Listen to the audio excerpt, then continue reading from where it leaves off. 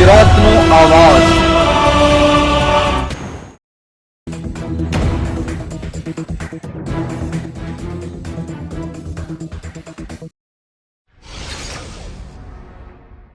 રાજકોટ જિલ્લાના ઉપલેટા નગરપાલિકામાં ભાજપનું શાસન આવ્યું।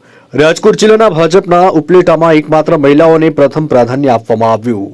પ્રમુખ ઉપપ્રમુખ તેમજ કારોબારી ચેરમેન તરીકે મહિલાઓની પસંદગી કરવામાં આવી।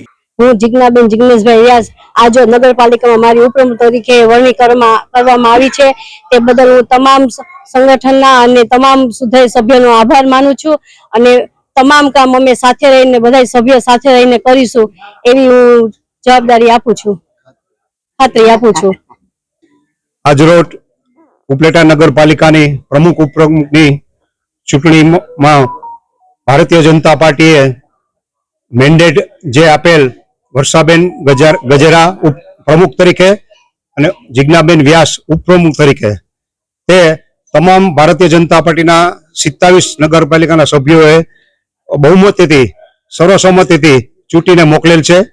આ તક અને આ ઉપલેટા નગરપાલિકાનો ભારતીય જનતા પાર્ટીના નેજા હેઠળ વિકાસના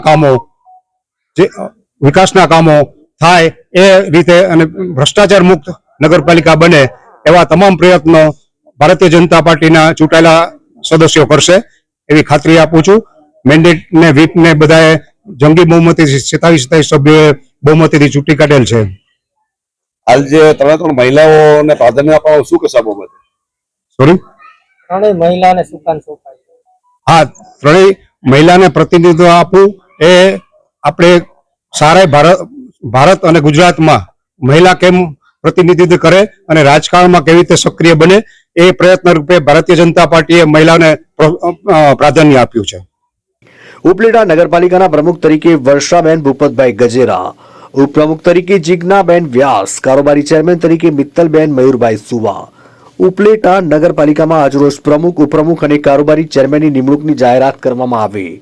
ભાજપના કાર્યકરો તેમજ રાજકીય આગેવાનોમાં ખુશીનો માહોલ જોવા મળ્યો હતો। ઉપલેટાથી અમારા પ્રતિનિધિનો રિપોર્ટ।